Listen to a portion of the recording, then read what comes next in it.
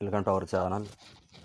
TET psychology ప్రిపరేషన్లో భాగంగా చాలా టాపిక్స్పై మనం ప్రాక్టీస్ బిట్లు చేయడం జరిగింది. ఇవి మీకు చాలా హెల్ప్ అవుతున్నాయని కూడా ఫీడ్బ్యాక్ రావడం జరిగింది. So thank you very much.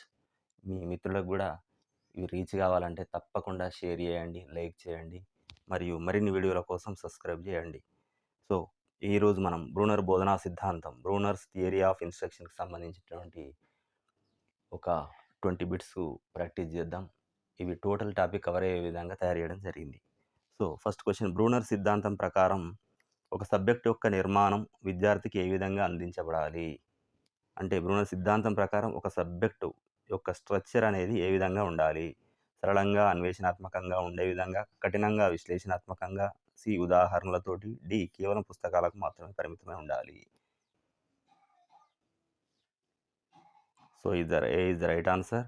ఇది విద్యార్థులు సరళంగా మరియు అన్వేషించదగినదిగా ఉండాలి. అంటే విద్యార్థులు సరళంగా మరియు అన్వేషణ ద్వారా నేర్చుకోవడం అనేది ముఖ్యం ఈ సిద్ధాంతం ప్రకారం.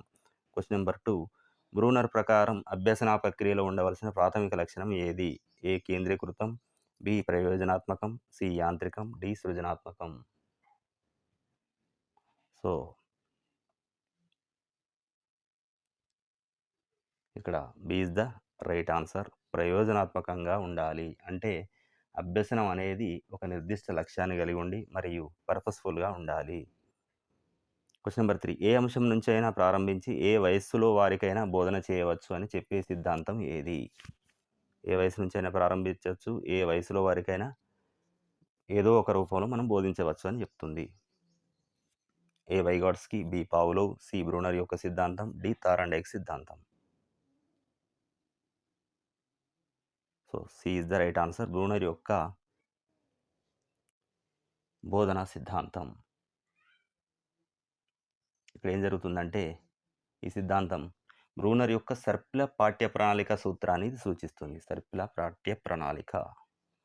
సో ఫోర్త్ క్వశ్చన్, బ్రూనర్ బోధనా సిద్ధాంతం యొక్క ముఖ్య ఉద్దేశాల్లో ఒకటిగా దేన్ని పరిగణించాలి? బ్రూనర్ యొక్క సిద్ధాంతం లోపల ముఖ్య ఉద్దేశాలు ఇది ఒకటి.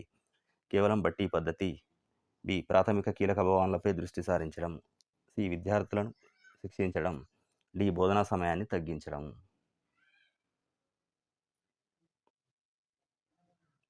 So B is the right answer. ప్రాథమిక కీలక భావనలపై దృష్టి సారించడము. సో ప్రధాన భావనలు లేదా ప్రాథమిక భావనలు అర్థం చేసుకోవడంపై బ్రూనర్ దృష్టి పెట్టడం జరిగింది ఇక్కడ. క్వశ్చన్ నెంబర్ 5, బ్రూనర్ ప్రతిపాదించిన పద్ధతుల్లో లేనిది ఏది? బ్రూనర్ పద్ధతులలో లేనిది ఎనాక్టివ్ పద్ధతి, ప్రతీకాత్మక పద్ధతి, ఐకానిక్ పద్ధతి, అనుకరణ పద్ధతి. ఇక్కడ తీసుకుంటే ఎనాక్టివ్ మెథడ్ని చర్యా పద్ధతి లేదా నటనా పద్ధతి, ఐకానిక్ పద్ధతిని చిత్రపట పద్ధతి, ప్రతీకాత్మక పద్ధతిని సింబాలిక్ పద్ధతి అని కూడా అంటారు. సో ఈ 3 పద్ధతులు మరి బ్రూనర్ యొక్క పద్ధతుల్లో ఉన్నాయి.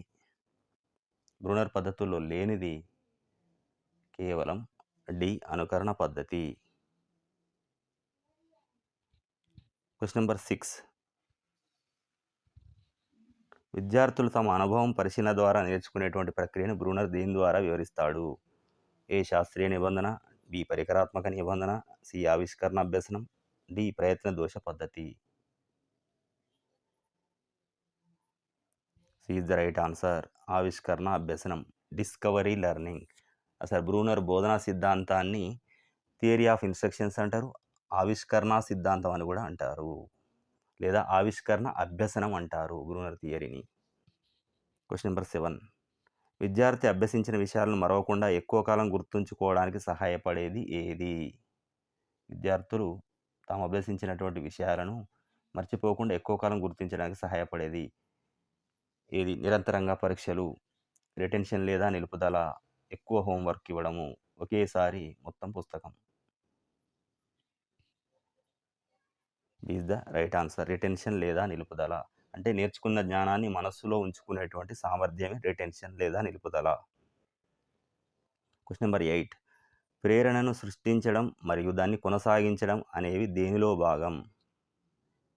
ప్రేరణను సృష్టించడం, దాన్ని కొనసాగించడం. ఒకటి పరీక్షా నిర్వహణ, బి సమర్థవంతమైన ప్రేరణ, తరగతి గది నిర్వహణ, క్రమశిక్షణ. ఇక్కడ క్రమశిక్షణ, తరగతి గది నిర్వహణ, సమర్థవంత ప్రేరణ, పరీక్షా నిర్వహణకు సంబంధించి మూడింట్లో చూసుకుంటే అతి ముఖ్యమైనదిగా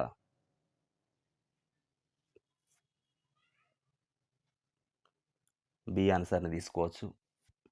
B is the right answer. సమర్థవంతమైన ప్రేరణ. సో, ప్రేరణను పెంపొందించేటువంటి ప్రక్రియను ప్రధానంగా చేసుకున్నటువంటి సిద్ధాంతం ఇది బ్రూనర్ బోధనా సిద్ధాంతం.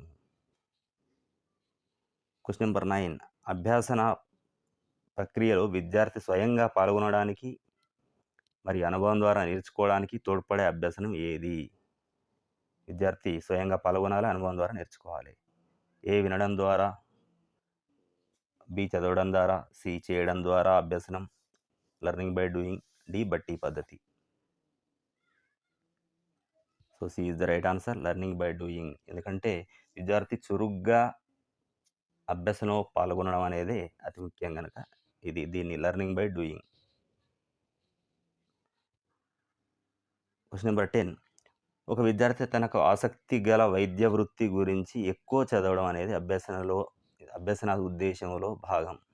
ఏ అభ్యసన ఉద్దేశంలో భాగం? ఏ సామాజిక అభ్యసనమా?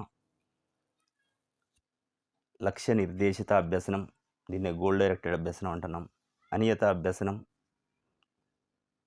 ప్రామాణీకృత అభ్యసనం.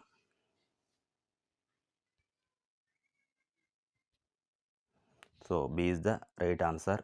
ఇది తనకు వైద్య వృత్తి అనేది అంటే ఇష్టం గనక, అదే లక్ష్యాన్ని ఆధారంగా చేసుకొని ఎక్కువ చదువుతుండు గనక దీన్ని లక్ష్య నిర్దేశిత అభ్యసనం అంటారు. Question number 11. నిజ జీవిత సమస్యలను, సందర్భాలను తరగతి గదిలో చర్చించి వాటి ద్వారా విద్యార్థులు నేర్చుకోవడానికి ప్రోత్సహించడాన్ని ఏమంటారు? విజువలైజేషన్, కౌన్సిలింగ్, వర్క్ సెంటర్డ్ విధానం, హోంవర్క్ విధానం. ఇక్కడ పని లేదా సందర్భాన్ని కేంద్రంగా చేసుకొని అభ్యసించడం జరుగుతుంది. అందుకని దీన్ని వర్క్ సెంటర్డ్ విధానం అని అంటారు. C is the right answer. Question number 12 తీసుకుంటే విద్యార్థులు ఇతరులతో సంభాషించడము, సహకరించడము, సమస్యలను పరిష్కరించడం ద్వారా నేర్చుకోవడాన్ని ఏమంటారు? వ్యక్తిగత అభ్యసనం, గుంపు అభ్యసనం, యాంత్రిక అభ్యసనం, కేంద్రీకృత అభ్యసనం. సో, ఇక్కడ సామాజిక పరస్పర చర్య ద్వారా నేర్చుకోవడం అనేది ముఖ్యంగా చూపబడింది గనక ఇది బి ఆన్సర్. ఇది గుంపు అభ్యసనం, గ్రూప్ లెర్నింగ్ ఆర్ జట్టు అభ్యసనం కింద తీసుకోవచ్చు. Question number 13. బ్రూనర్ ప్రకారం విద్యార్థులకు నష్టం కలగకుండా బోధించవలసినటువంటి అంశాలల్లా ఒకటి ఏది? అదనపు తరగతుల, అనుభవజ్ఞుడైన ఉపాధ్యాయుడి సహాయమా, పరీక్షలను రద్దు చేయడమా, తల్లిదండ్రులను తరగతి గదిలోకి అనుమతించడమా? సో, ఇక్కడ మరి విద్యార్థులకు నష్టం కలిగించకుండా బోధించాలంటే ఉపాధ్యాయుడి పర్యవేక్షణలో సరైనటువంటి మార్గదర్శకత్వం అందించాల్సినటువంటి అవసరం ఉంది కనుక B is the right answer. Question number 14. విద్యార్థులు వ్యక్తిగతమైన ఆరోగ్యం, లింగభేదం, అభిరుచులు వంటి వైవిధ్యాలను పరిగణించి బోధించడం అనేది దేన్ని సూచిస్తుంది? విద్యార్థులకు వ్యక్తిగతమైన ఆరోగ్యం, లింగభేదం, వాళ్ళ అభిరుచులు, వాళ్ళ వైవిధ్యాలు అన్నిటిని పరిగణించి బోధించడం జరుగుతుంది. ఏకరీతి బోధన, వైయక్తిక విభిన్నతలను గౌరవించడం, ఉమ్మడి పాఠ్యాంశం, యాంత్రిక పద్ధతి.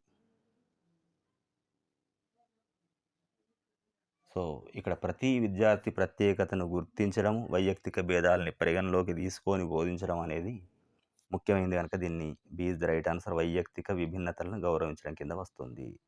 Question number 15. విద్యార్థుల్లో ప్రాథమిక విలువలను గుర్తించి వాటిని ప్రోత్సహించడం అనేది దేనిలో భాగం? విద్యార్థుల్లో ఉన్నటువంటి ప్రాథమిక విలువలను గుర్తించాలి, వాటిని మనం ప్రోత్సహించాలి. సో, వయోజన విద్య, సాంస్కృతిక అభ్యసనం, క్రీడా విద్య, నైతిక విలువల అభ్యసనము. సో, ఇక్కడ ఇది విలువల విద్య యొక్క ఉద్దేశంగా కనబడుతుంది.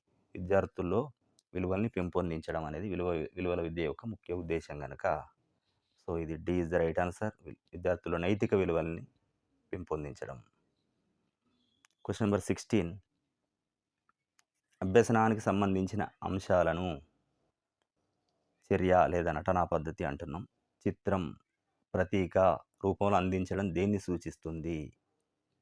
సో, ఈ చర్య, ఈ నటనా పద్ధతి మరియు చిత్రం, ప్రతీక అనేది బ్రూనర్ యొక్క బోధనా సిద్ధాంతంలోని అతి ముఖ్యమైనటువంటి క్రమశ్రేణి పద్ధతులు. సో వీటిల్లో ఏ విషయాల పునరావృతం, బి విజ్ఞాన ప్రాతినిధ్య రూపాలు, సి ఉపాధ్యాయుడి బోధనా పద్ధతులు, డి సాంప్రదాయ పద్ధతి.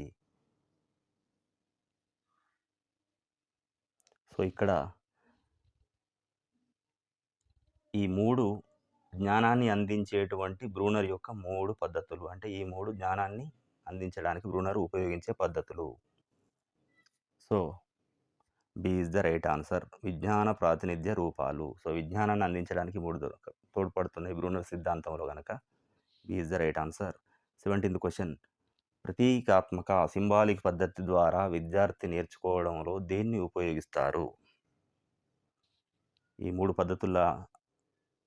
పద్ధతుల్లో ప్రతీకాత్మక పద్ధతి ద్వారా మరి దేన్ని ఉపయోగిస్తాడు విద్యార్థి నేర్చుకోవడంలో?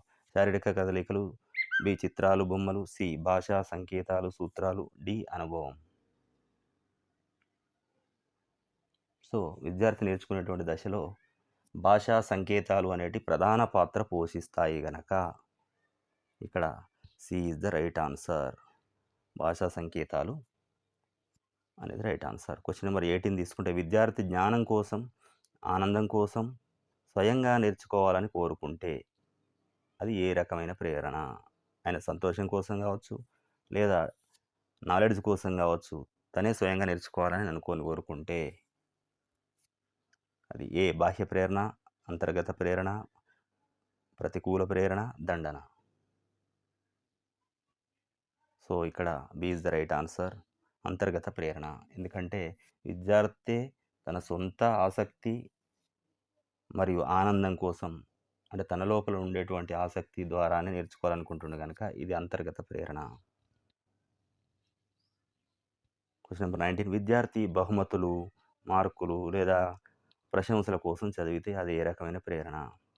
ఏ అంతర్గత ప్రేరణ, బి సామాజిక ప్రేరణ, సి బాహ్య ప్రేరణ, డి వ్యక్తిగత ప్రేరణ.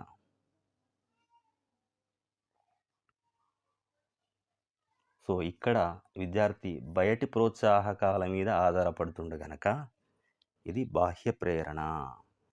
ఇంతకుముందు తీసుకున్నట్లయితే అది తన సంతోషం కోసం, తన జ్ఞానం కోసం తనే స్వయంగా నేర్చుకోవాలనుకున్నాడు కనుక అది అంతర్గత ప్రేరణ. ఈ బ్రూనర్ యొక్క సిద్ధాంతము అంతర్గత మరియు బాహ్య ప్రేరణల మీద ఎక్కువ ఫోకస్ చేస్తుంది. Question number 20. అభ్యసనంలో విద్యార్థికి అదనపు సహాయం అందించడం ద్వారా కఠినమైనటువంటి అంశాలను కూడా సులభంగా అర్థం చేసుకునే అవకాశం లభిస్తుంది. మరి దీన్ని బ్రూనరు ఎట్లయితే ఏమని సూచించాడు, ఏ విధంగా చేయాలని సూచించాడు? అదనపు సహాయం అందించడం ఎలా చేయాలి? బట్టి పద్ధతి ద్వారానా, గురువు ద్వారానా, శిక్షించడం ద్వారానా, ఉపన్యాసం ద్వారానా?